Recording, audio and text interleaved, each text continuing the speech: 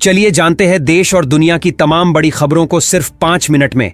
लेकिन उससे पहले अभी तक आपने इस वीडियो को लाइक नहीं किया है तो लाइक कर दें और चैनल को सब्सक्राइब कर लें। कांग्रेस नेता राहुल गांधी और उत्तर प्रदेश के पूर्व मुख्यमंत्री अखिलेश यादव ने बिहार के मुख्यमंत्री नीतीश कुमार से की मुलाकात और कहा कि आप बीजेपी को दिए हुए समर्थन को वापस ले लो। अगर ऐसा होगा तो बीजेपी की सरकार आज ही गिर जाएगी। बड़ी खबर लगातार नीतीश कुमार पर बन रहा है। दबाव बीजेपी को दिए हुए समर्थन को वापस लेने के लिए राहुल गांधी ने कहा, नीतीश जी, आप कांग्रेस को समर्थन दीजिए, हम आपको प्रधानमंत्री पद का दावेदार बनाएंगे। कांग्रेस नेता राहुल गांधी ने मीडिया से वार्तालाप करते हुए कहा कि हमारी कोशिश जारी है और आने वाले कुछ दिनों में हम वादा करते हैं पूरे भारत से बीजेपी की सरकार को गिरा देंगे और बोला कि बीजेपी के तमाम नेता कांग्रेस अध्यक्ष मल्लिकार्जुन खड़गे के संपर्क में हैं।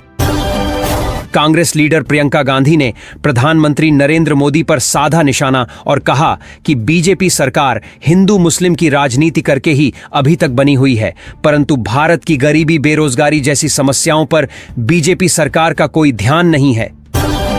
बागेश्वर धाम सरकार के पंडित धीरेन्द्र शास्त्री ने मीडिया से कहा कि जो राम को लाए हैं हम उनको लाएंगे और बोला कि नरेंद्र मोदी की सरकार रहते हुए ही अयोध्या में राम मंदिर का निर्माण हुआ।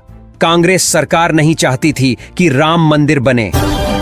हिंदू संगठन के नेता मोहन भागवत ने बोला कि नरेंद्र मोदी के प्रधानमंत्री रहते हुए भारत ही नहीं बल्कि पूरे विश्व में सनातन धर्म की साख बढ़ रही है।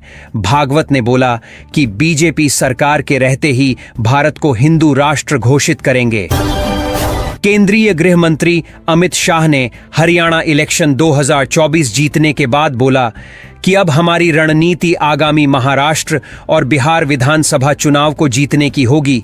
शाह ने बोला, ईवीएम पर सवाल उठाना कांग्रेस की आदत बन गई है।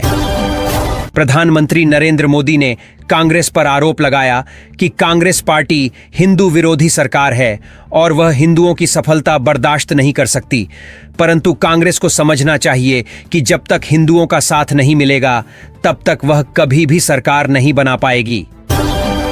राहुल गांधी और प्रियंका गांधी के बाद दिल्ली के पूर्व मुख्यमंत्री अरविंद केजरीवाल ने भी बीजेपी सरकार पर साधा निशाना और कहा कि आगामी दिल्ली इलेक्शन 2024 में हम ईवीएम मशीन से नहीं बल्कि बैलेट पेपर से ही चुनाव करवाएंगे।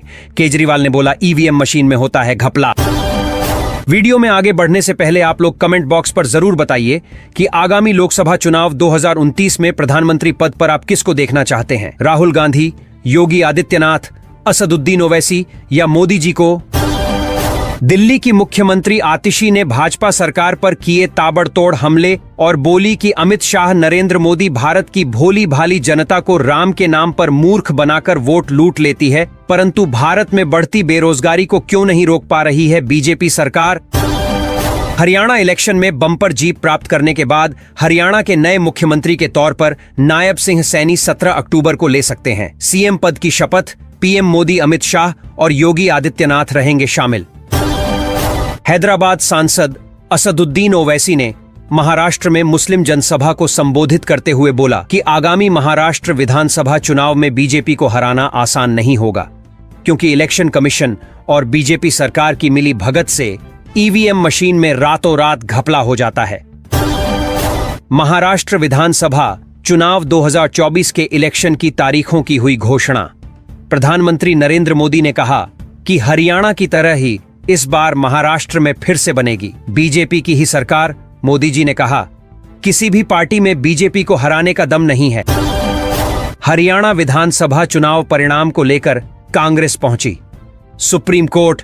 कांग्रेस महासचिव जयराम रमेश ने सुप्रीम कोर्ट में बोला कि इलेक्शन कमीशन और बीजेपी के मिलीजुली भगत की वजह से लगातार चुनाव में हो रहे हैं घपले। जयराम रमेश ने कहा कि कोर्ट इस मामले की निष्पक्ष जांच करें। उत्तर प्रदेश के मुख्यमंत्री योगी आदित्यनाथ ने भारत की महिलाओं को दिया बड़ा तोहफा। दीपावली पर महिलाओं को मिलेगा मुफ्त में 14 किलो का एलपीजी गैस सिलेंडर करवाना होगा। उज्ज्वला योजना में रजिस्ट्रेशन। ईवीएम मशीन घोटाला मामले में कोलकाता की मुख्यमंत्री ममता बनर्जी के बाद अखिलेश यादव, तेजस्वी यादव और कई नेताओं ने दिया कांग्रेस का साथ। सभी नेताओं ने मिलकर कहा, भारत में ईवीएम मशीन से इलेक्शन करवाना मतलब सीधे सीधे बीजेपी को जीत दिलवाने के बराबर है, इसलिए भारत में ईवीएम मशीन पर रोक करनी चाहिए।